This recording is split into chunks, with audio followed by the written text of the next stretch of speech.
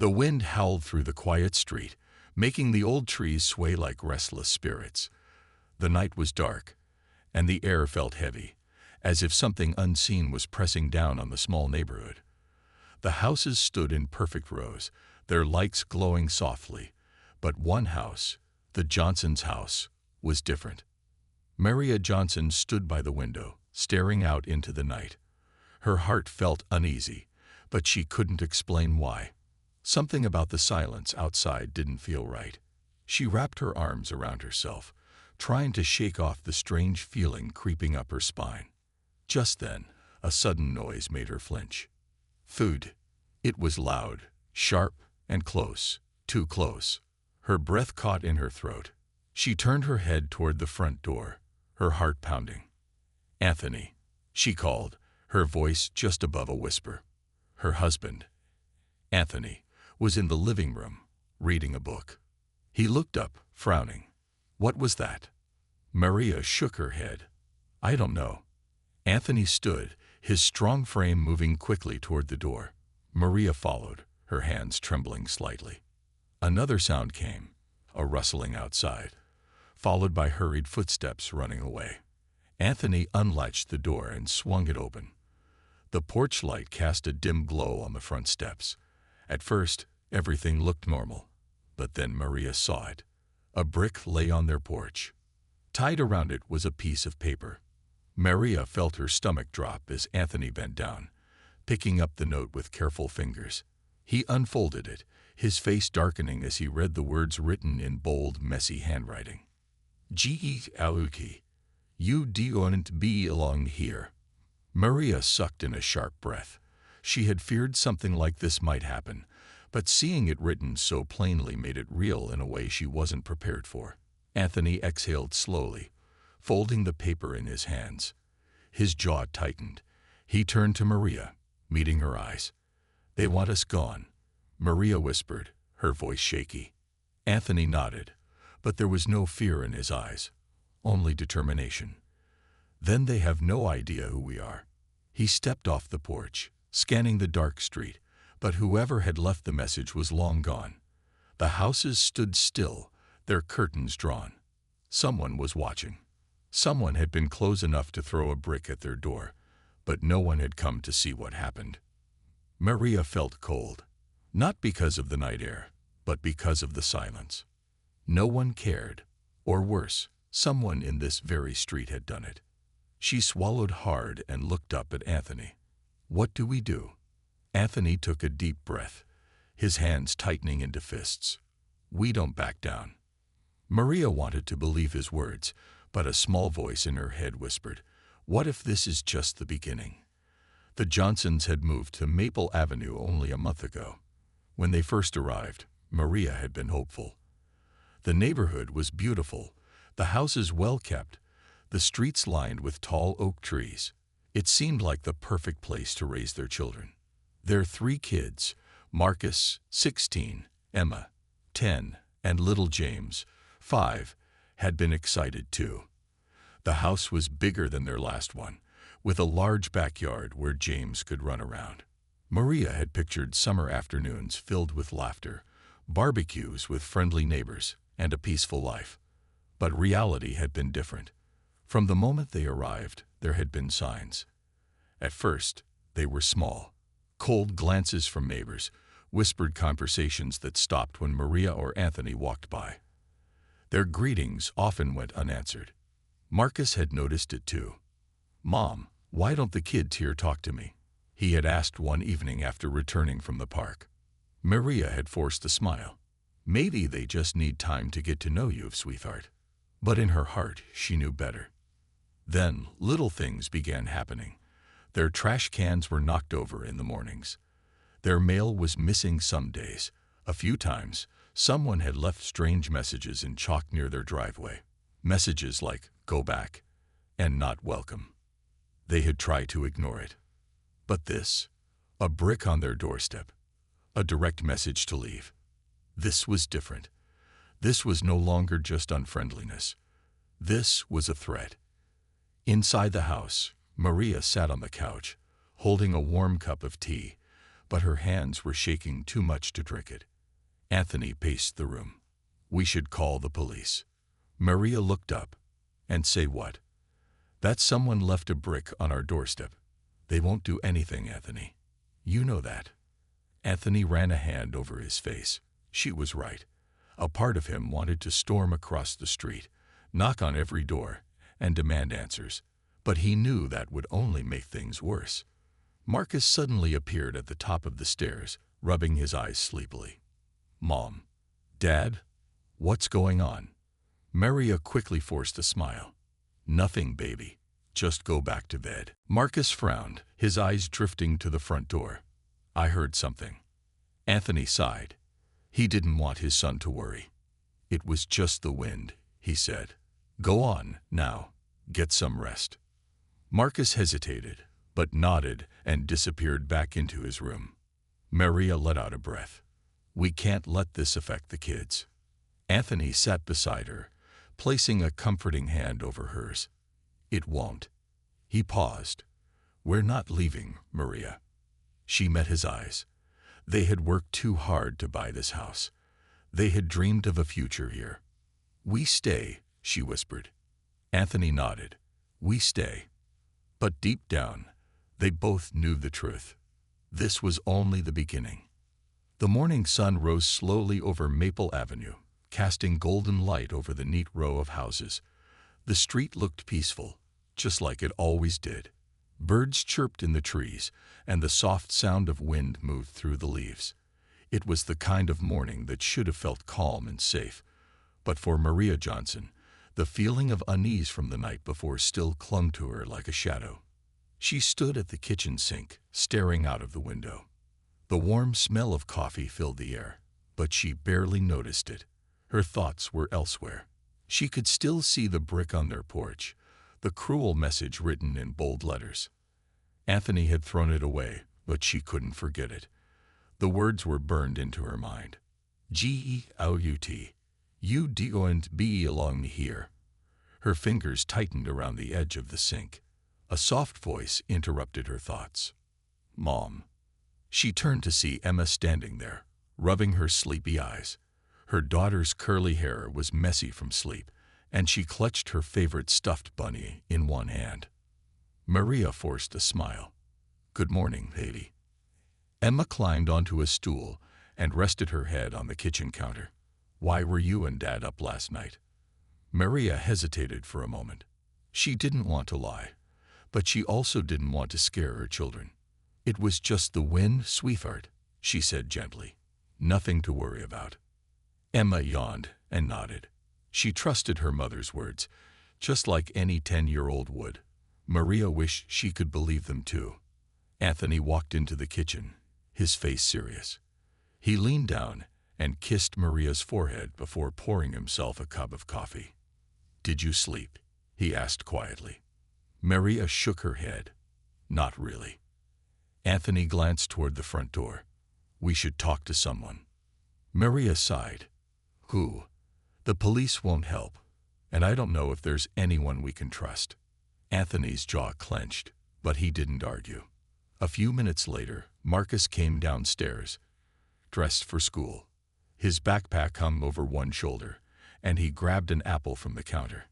Can I walk to school today? He asked. Maria hesitated. Normally, she wouldn't have worried. Their neighborhood looked safe, but after last night, she wasn't sure anymore. Anthony seemed to sense her concern. He gave Marcus a small nod. Yeah, but stay alert, okay? Marcus frowned. Why? Is something wrong? No, Maria said quickly. We just want you to be careful. Marcus studied his parents for a moment. He knew something was wrong, but he didn't push. As soon as the kids left for school, Anthony and Maria sat down at the table. The silence between them was heavy. Maria spoke first. Who do you think did it? Anthony exhaled. I have some guesses. Later that morning, Maria stepped outside. The air was crisp and the street was quiet. She looked around, her eyes scanning the houses across the road. That was when she noticed Mr. Harris. He stood near his driveway, pretending to water his plants. His eyes flicked toward Maria for just a second before looking away, but it was enough. Maria's heart tightened. She had seen him before, many times. Mr. Harris was an older man, maybe in his late 60s. He always dressed neatly, his silver hair combed back. His house was the biggest one on the street, and he acted like he was in charge of everything. The first time Maria and Anthony had met him, he had been polite, too polite. "Welcome to Maple Avenue," he had said with a smile. "We're a close-knit community here. We like to keep things peaceful." At the time, Maria hadn't thought much about his words. But now she understood. He hadn't been welcoming them. He had been warning them. As Maria turned to go back inside, she noticed two women standing near the corner of the street, whispering to each other. One of them, Mrs. Jenkins, made eye contact with Maria for a second before quickly looking away. Maria had seen them before too. They were always together, always whispering. Were they part of this? Did they know who had thrown the brick? Maria's stomach turned. Just as she reached her front door, she heard a voice behind her. "You might want to reconsider living here." She froze. Slowly, she turned around. Mr. Harris stood there, still holding his watering can, a fake smile on his lips. Maria forced herself to stay calm. "Excuse me."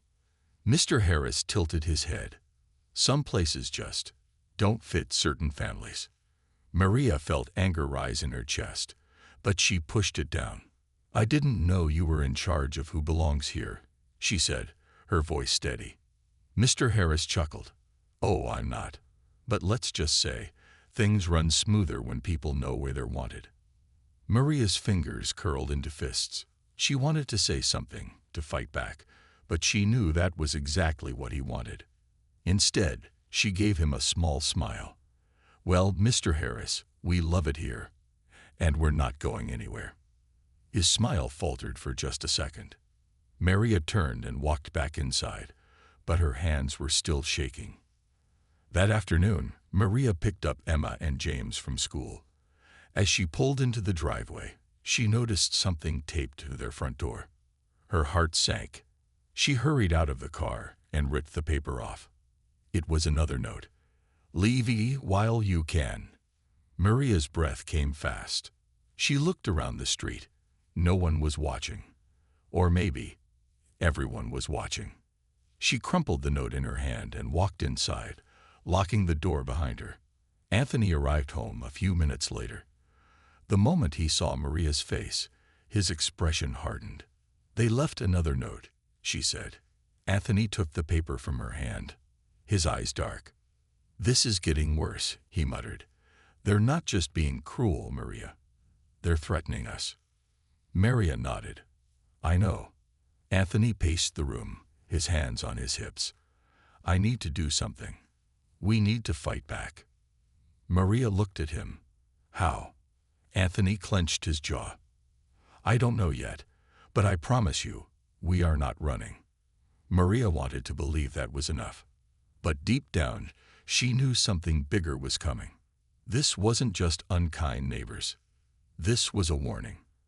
And she had a terrible feeling that it was only the beginning. The sun had barely risen, but Anthony Johnson was already awake. He sat at the kitchen table, his hands wrapped around a cup of coffee that had gone cold. His mind was racing, his heart heavy with anger. Maria walked in, rubbing sleep from her eyes. She saw the deep lines on Anthony's face, the tension in his shoulders. "You didn't sleep," she said softly.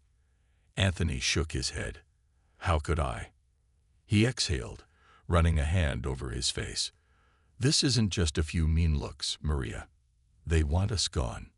Maria sat down beside him. "I know." They were both quiet for a moment. The house was still, the children still asleep upstairs. Then Anthony spoke again, his voice low but firm. "We have to fight back." Maria swallowed. "What do you mean?" Anthony leaned forward. "I mean, we can't let them scare us. They want us to feel small, to pack our bags and leave. But this is our home, Maria. We bought this house. We belong here just as much as they do. Maria knew he was right, but she also knew that fighting back could make things worse. The people in this neighborhood weren't just going to give up. They had made it clear they wanted the Johnson family out. And now, it was war. Later that morning, Anthony stood outside, watching the street. He wanted to see their faces. He wanted to look them in the eye and let them know he wasn't afraid. As he stood there, a black SUV rolled slowly down the street. It passed their house, moving unusually slow, almost as if the driver was watching. Anthony narrowed his eyes. The SUV stopped a few houses down. A man stepped out. "Mr. Harris." Anthony's fists clenched. He didn't move, just stared. Mr. Harris turned, locking eyes with him. For a moment, neither man looked away. Then, slowly, Mr. Harris smiled. It wasn't a friendly smile. It was the kind of smile that carried a warning. Then he walked inside his house, shutting the door behind him. Anthony stood there for a long time. They weren't just trying to scare him. They were watching him. Maria spent the afternoon at the grocery store. She tried to focus on her list, but her thoughts kept drifting back to the notes, the brick, the way people in the neighborhood looked right through her, as if she didn't exist. She pushed her cart toward the checkout, but as she reached for her wallet, she noticed something. A woman in the next line over was staring at her. Maria turned, meeting her gaze. The woman, Mrs. Jenkins, didn't look away. Instead, she leaned in slightly and spoke in a low voice. "You should listen to the warning, dear." Maria felt a chill crawl up her spine. "Excuse me." Mrs. Jenkins gave her a small, knowing smile. "It's not too late to leave. If I were you, I'd take my family and go, before things get worse." Maria's fingers tightened around her shopping bag. "Is that a threat?" Mrs. Jenkins shook her head. "No, sweetheart. It's a promise." Maria didn't say another word. She just turned, paid for her groceries, and left. But inside, her hands were shaking. That night, Anthony sat at the dinner table with Maria and the kids. The atmosphere was tense. Even Marcus, who usually ate fast and talked a lot, was quiet. Halfway through dinner, Marcus put down his fork. "Dad," he said, "I need to tell you something." Anthony looked up. "What is it?" Marcus hesitated, glancing at Maria. Then he sighed. "Something happened at school." Maria straightened. "What?" Marcus shifted in his seat. "A couple of kids were talking about us. They said their parents don't want us here. They said—" He stopped. "Say it," Anthony said. Marcus swallowed. "They said people like us should know better than to move into a place like this." Silence fell over the table. Emma and James looked confused, too young to fully understand. Maria's heart broke for Marcus. He was only 16, but he was already learning how cruel people could be. Anthony's voice was calm but strong. "What did you do?" Marcus looked down. "I ignored them." Anthony nodded. "Good." He paused. "But listen to me, son. You don't ever let them think they're better than you. You hear me?" Marcus nodded. "I hear you." Anthony looked around the table. "We're not running. We're not hiding. And we are not afraid. Understood?" Maria nodded. Marcus nodded. Even little Emma, who didn't fully understand, nodded. Anthony leaned back. "Then the fight begins." The next morning, Maria walked outside to get the newspaper. She stopped dead in her tracks. Spray painted across their garage door, in huge red letters, were the words, "Leave you know." Maria's breath caught. She stepped closer, her heart racing. The paint was fresh. Whoever had done this had been here last night. She turned and ran inside. "Anthony." He rushed to the door, saw the writing, and froze. Then, without a word, he stormed across the street. Maria's heart pounded. "Anthony, wait." But he wasn't stopping. He marched straight up to Mr. Harris's house and pounded on the door. It took a moment, but then the door slowly opened. Mr. Harris stood there, calm, his hands in his pockets. "Can I help you?" Anthony's hands tightened into fists. "You think this is funny?" Mr. Harris raised an eyebrow. "I have no idea what you're talking about." Anthony pointed toward his house. "That's your message, isn't it?" Mr. Harris glanced at the garage door, then shrugged. "Looks like someone doesn't want you here." Anthony took a step forward. "Listen to me, old man. I don't care what you or your little friends think. I'm not going anywhere. You hear me?" Mr. Harris sighed. "Suit yourself." Anthony's eyes narrowed. "This is the last time I'm going to ask nicely. If you don't stop this, I will make you stop." For the first time, something flickered in Mr. Harris's eyes. Was it surprise? Fear? Then, slowly, he smiled. "Be careful what you start, Mr. Johnson," he said in a low voice. "Because once a fight begins, it doesn't always end the way you want it to." Anthony stared at him for a long moment. Then, without another word, he turned and walked away. But deep down, he knew. This fight was far from over. The night was colder than usual. A soft wind blew through Maple Avenue, rustling the leaves and making the old streetlights flicker. Maria Johnson stood by the living room window, staring outside. The events of the past few days played in her mind like a broken record. She had never felt so uneasy in her own home. This was supposed to be their place, their fresh start. But every morning brought a new warning, a new threat. And the worst part was, she didn't know what would happen next. Anthony sat on the couch, flipping through his phone. He wasn't looking at anything in particular. His mind was elsewhere. "I don't like this, Maria," he said, his voice quiet but firm. Maria turned to face him. "I don't either." He put his phone down and leaned forward. "They're not stopping. First the brick, then the notes, now the garage. What's next?" Maria hugged her arms around herself. "I don't know." They both sat in silence for a moment, the weight of the situation pressing down on them. Then Anthony exhaled sharply. "I'm going to do something about this." Maria frowned. "Anthony, I can't sit here and wait for something worse to happen," he interrupted. "I need to take action." Maria hesitated. "What do you mean?" "I mean, I'm going to find out who's behind this." Maria's stomach twisted. She had a bad feeling about this. "Anthony, please be careful." He gave her a reassuring look.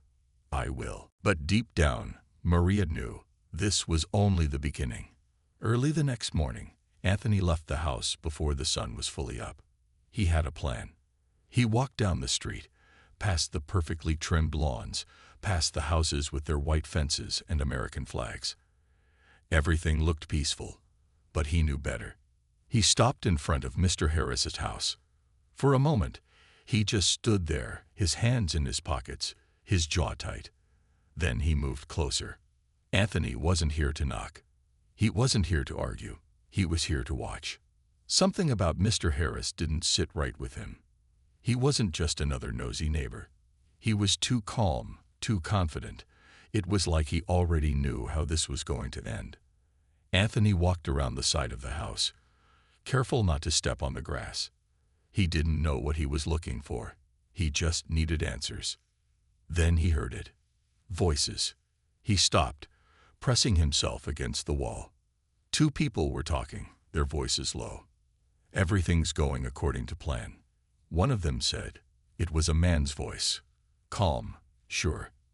Anthony's pulse quickened. "Are you sure they won't fight back?" A second voice asked. A woman. Anthony frowned. He recognized that voice. Mrs. Jenkins. His heart pounded. "They'll break," Mr. Harris said. "They always do." Anthony clenched his fists. "We just have to push a little harder," Mrs. Jenkins added. Anthony's mind raced. Push harder. What did that mean? Then Mr. Harris laughed, a slow, cold sound. "Let's see how they handle what's coming next." Anthony felt anger burn inside him, but he forced himself to stay calm. He needed to get out of here before they noticed him. Slowly, he took a step back. But then, fracake. His foot snapped a small branch. The voices stopped. Anthony's breath caught. A second later, the back door flew open. "Who's there?" Anthony didn't wait. He ran. He sprinted down the street, his heart hammering, his breath coming fast. He didn't stop until he was back inside his house, the door locked behind him. Maria rushed over. "Anthony, what happened?" He bent over, hands on his knees, trying to catch his breath. Then he looked up at her, his eyes burning with anger. "I know who's behind this." That night, Anthony couldn't sleep. He kept hearing Mr. Harris's voice in his head. Let's see how they handle what's coming next. Something worse was coming, and he had to be ready for it. At around midnight, a sound made him sit up in bed. A car engine. Maria stirred beside him. "What's wrong?" Anthony held up a hand. "Listen." The low hum of an engine idled outside. He got up and walked to the window. A black SUV sat at the end of the street, its headlights off. Anthony's fists clenched. It was them. Without a word, he grabbed his jacket and walked downstairs. Maria followed. "What are you doing?" "I'm going outside." Maria grabbed his arm. "Anthony, no." But he pulled away and stepped out onto the porch. The SUV didn't move. Anthony took a deep breath and walked toward it. As soon as he got close, the SUV's lights flashed on. The engine roared. And then, it sped toward him. Anthony jumped back just in time. The car missed him by inches, screeching as it turned the corner and disappeared into the night. Maria ran to him, her face pale. "Oh my God, Anthony." He was breathing hard, his hands shaking. "That wasn't just a warning," he said, his voice rough. "They tried to run me over." Maria covered her mouth, her eyes wide with fear. This wasn't just about scaring them anymore. This was personal. The next morning, the Johnson family woke up to sirens. A police car sat outside, its lights flashing. Maria rushed outside, her heart racing. Anthony was already there, talking to an officer. "What's going on?" she asked. The officer, a young man with sharp eyes, looked at her. "Someone reported an incident on your property last night." Anthony folded his arms. "Someone? We didn't report anything." The officer nodded. "It wasn't you." Maria frowned. Then before she could finish, another car pulled up. Mr. Harris stepped out. Maria's stomach twisted. Mr. Harris smiled politely at the officer. "I saw everything, officer," he said in a smooth voice. "Mr. Johnson here was acting aggressively last night. He ran into the street, causing a driver to swerve." Anthony's mouth fell open. "Are you serious?" "They tried to kill me." Mr. Harris shook his head. "I'm afraid that's not what I saw." Maria's blood turned cold. This wasn't just about threats anymore. Mr. Harris was framing them. The officer sighed. "We'll have to investigate." Maria grabbed Anthony's hand, squeezing it tightly. Anthony stared at Mr. Harris, his jaw tight. Mr. Harris smiled. And in that moment, Maria realized the truth. They weren't just fighting their neighbors anymore. They were fighting something much bigger. And they had no idea what was coming next. The morning air was heavy with tension. Maria stood by the kitchen counter, her hands trembling as she poured a cup of coffee. She hadn't slept much. None of them had. Every sound outside had felt like a threat, every shadow a warning. Anthony sat at the table, staring at his phone. He had scrolled through the same newsfeed at least 10 times, but his mind wasn't on the screen. It was on them, Mr. Harris, Mrs. Jenkins, and the others who had made it clear that the Johnson family was not welcome. Maria turned to him. "What do we do now?" Anthony exhaled. "We fight." Maria set the coffee pot down. "Anthony, they're not just trying to scare us anymore. They tried to run you over." Her voice cracked. "They called the police on you." Anthony's jaw tightened. "That's why we can't stop now. They want us to leave, Maria. They want us to be afraid. But if we run, they win." Maria sat down beside him, wrapping her hands around her cup. What if they don't stop? Anthony looked at her, his eyes dark with determination. Then neither do we. Later that afternoon, Anthony stepped outside. He needed air, needed to think. Maple Avenue looked the same as it always did. Neat houses, green lawns, kids playing in the distance. But he knew better. This place wasn't safe, not for them. As he walked toward the sidewalk, he saw Mr. Harris standing on his porch, watching, waiting. Anthony didn't stop. He wouldn't give that man the satisfaction of knowing he was getting to him. But then, "You should have left when you had the chance," Mr. Harris called out. Anthony froze. Slowly he turned. "Excuse me." Mr. Harris smiled. "You heard me." Anthony took a step forward. "Let me make something clear," he said, his voice steady. "I'm not afraid of you. You can send your threats, call the police, even try to kill me. But I will not back down." Mr. Harris chuckled.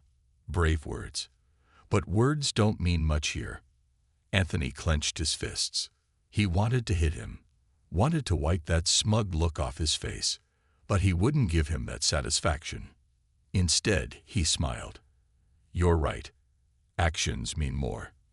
And you'll see just how far I'm willing to go." Mr. Harris's smile faded. Anthony turned and walked away, his heart pounding. This was war, and he wasn't about to lose. That evening, Maria sat in the living room with Marcus, Emma, and James. She tried to keep her voice light as they played a board game, but inside, she was a mess. Marcus wasn't fooled.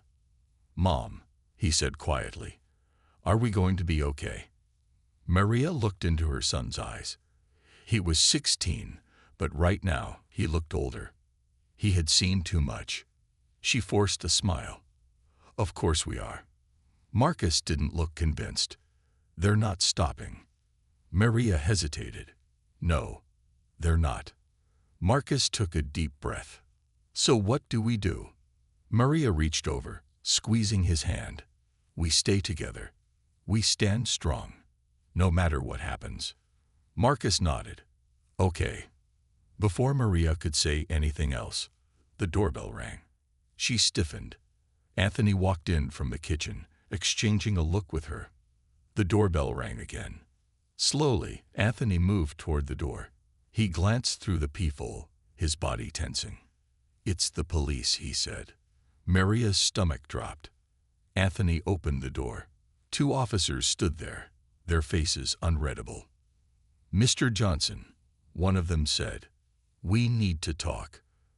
The officers sat in the living room, their presence making the entire house feel smaller. "We received a complaint," one officer said. Anthony folded his arms. "From who?" The officer glanced at his notes. "Multiple neighbors. They claim you've been acting hostile." Maria let out a short laugh. "Are you serious?" The officer didn't react. "We need to ask, have you made any threats?" Anthony's hands tightened. "I have not." "And the incident last night?" Anthony leaned forward. "The incident was someone trying to run me over." "But let me guess, they didn't report that, did they?" The officers exchanged a look. Maria felt anger bubbling inside her. "This is ridiculous. We're the ones being harassed. We've had threats, vandalism. Someone literally tried to kill my husband. But instead of investigating that, you're here questioning us." The second officer sighed. "Look, we're just following up. There are no charges, but we have to document everything." Anthony shook his head. "Right. Document everything.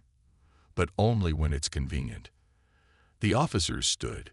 "We'll be in touch," one said before they left. As soon as the door closed, Maria let out a frustrated sigh. "They're protecting them." Anthony nodded. "I know." Maria looked at him. "So what do we do?" Anthony's eyes burned with determination. "We fight back." The next morning, Anthony made a decision. He walked to the neighborhood association office. Inside, a woman sat at the front desk. She looked up, surprised to see him. "Can I help you?" she asked. Anthony nodded. Yeah, I want to see the property records for this block. The woman hesitated. Why? Anthony leaned on the counter. Because I need to remind some people who really owns this street. The woman pursed her lips but pulled out a file. Here, she said. Take a look. Anthony flipped through the pages. Then he stopped. His heart raced. He knew it.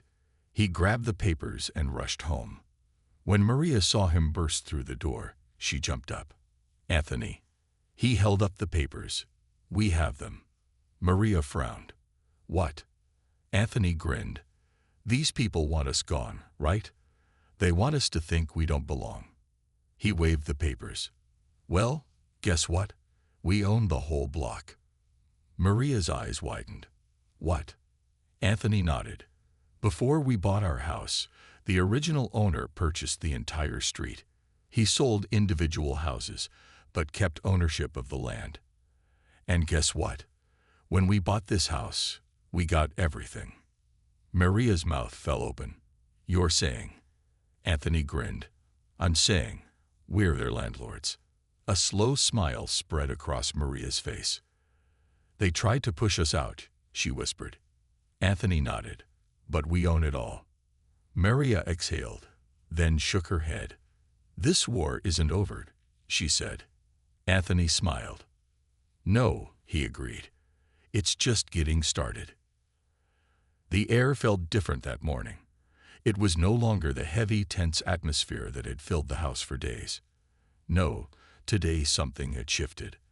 There was a quiet strength in Anthony's step as he moved through the house, his mind focused. He had a plan, and this time he wasn't just reacting. This time he was ready to take control. Maria stood in the kitchen, the morning light pouring through the window. She was still processing the revelation Anthony had made the night before. They owned the block. They were the landlords.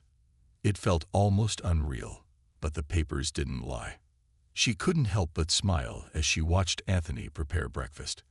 For the first time in days, he looked calm, determined, even. There was something about knowing they had the power now that changed everything. Anthony, Maria said, breaking the silence. What's our next step? He turned to her, the smile on his face small but confident. We use what we've got. We let them know we're not backing down. Maria looked at him for a moment, then nodded. All right, what do we do first? We go to the neighborhood meeting, Anthony said. It's time we put an end to this. We're not just some family they can push around. This is our home. Maria hesitated. You think they'll listen? Anthony's eyes darkened. If they don't, I'll make them. By evening, the neighborhood association meeting was in full swing. The building was small, but the room was crowded.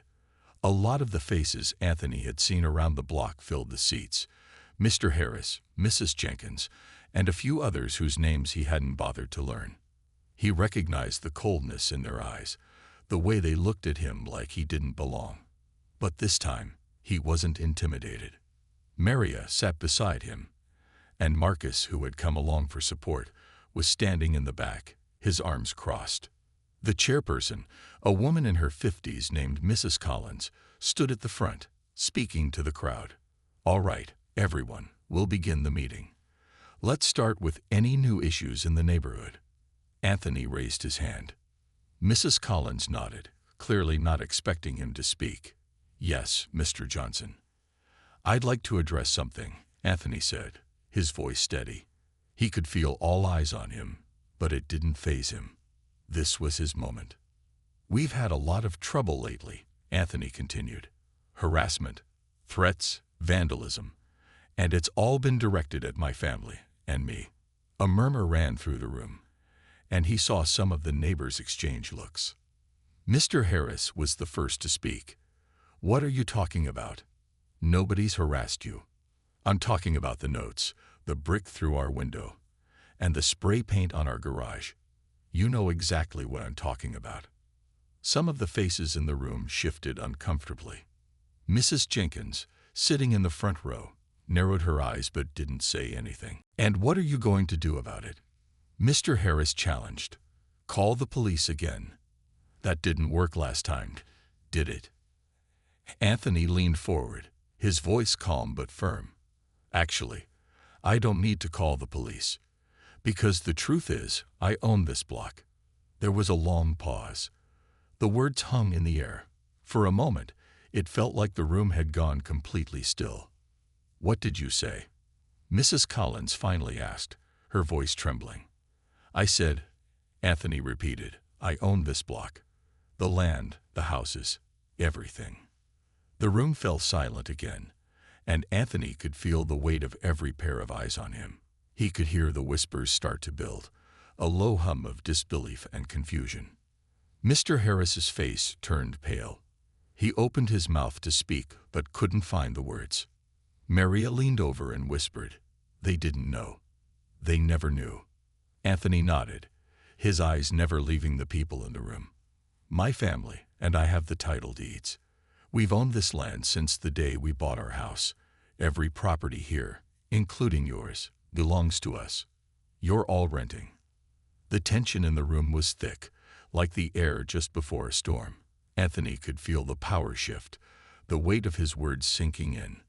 Mr. Harris, still in shock, tried to regain control. You can't. This isn't legal. This isn't possible. Oh, it's legal, all right, Anthony said, his voice growing stronger.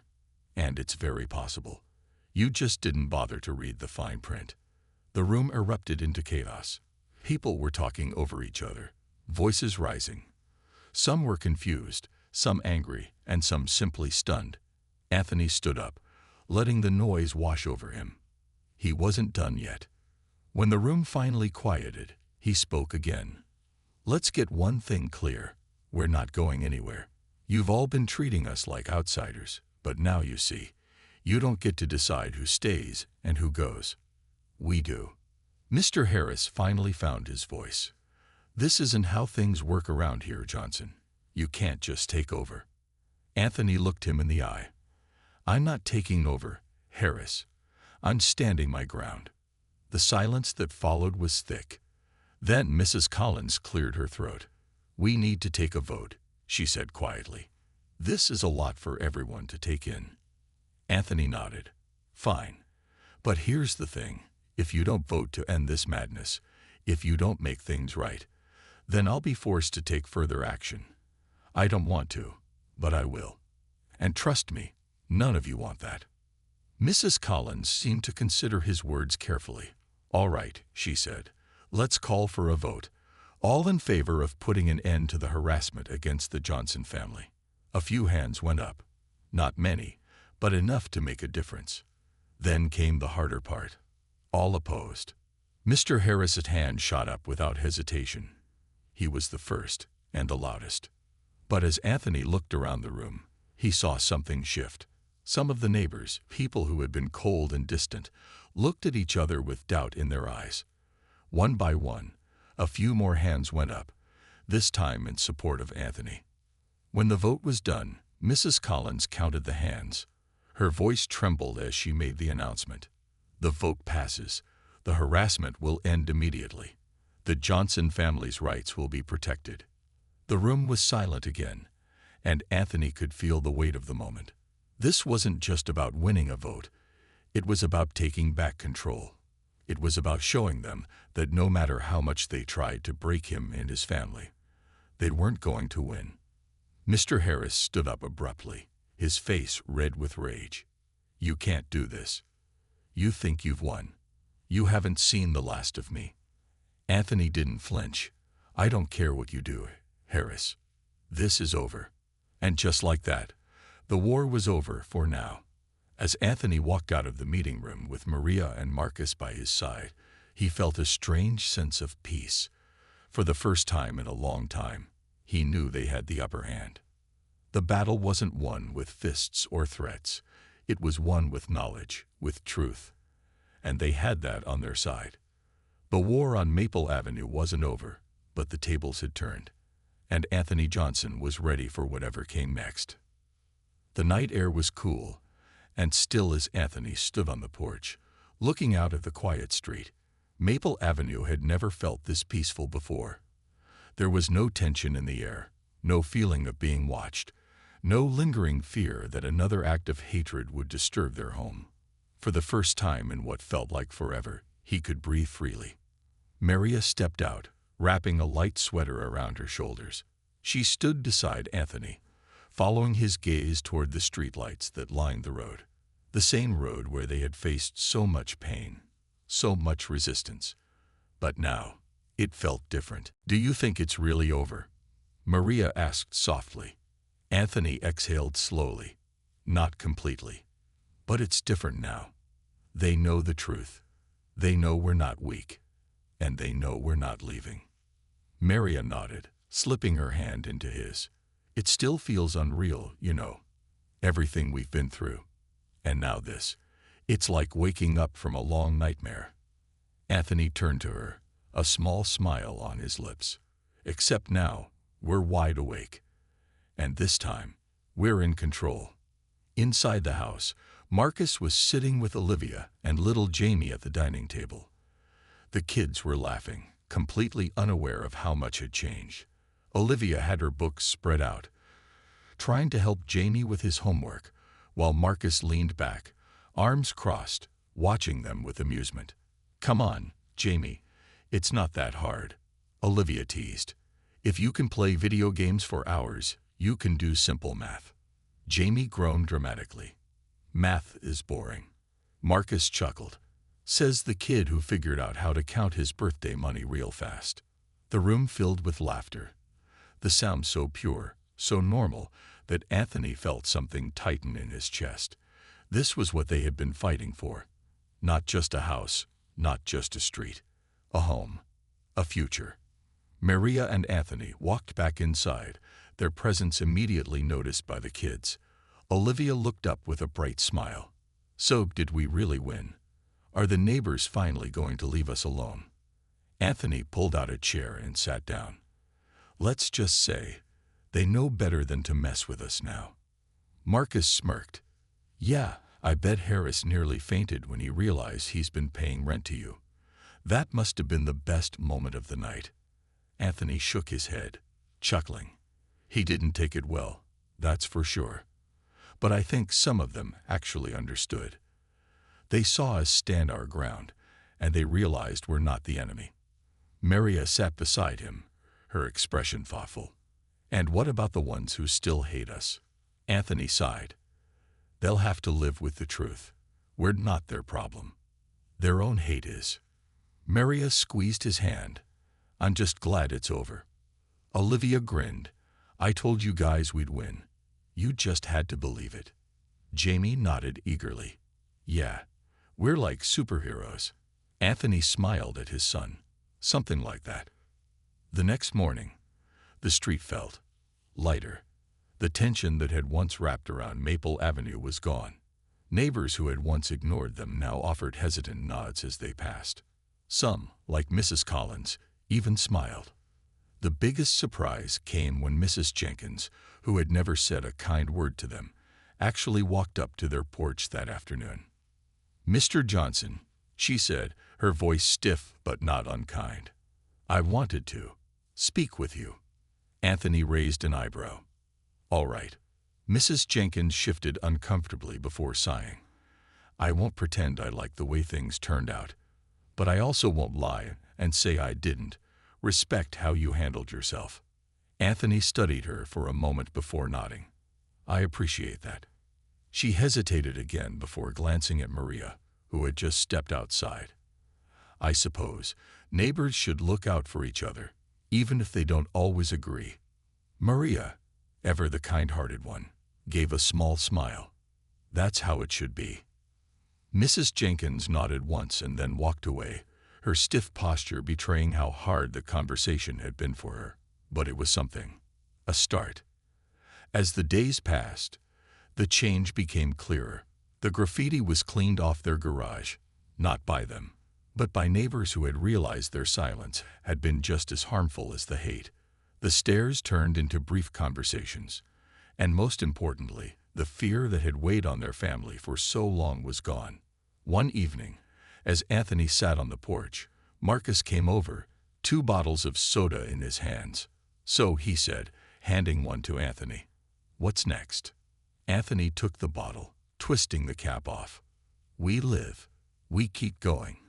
We make sure our kids grow up knowing they belong here." Marcus nodded, taking the sip. "And if Harris or anyone else tries something again?"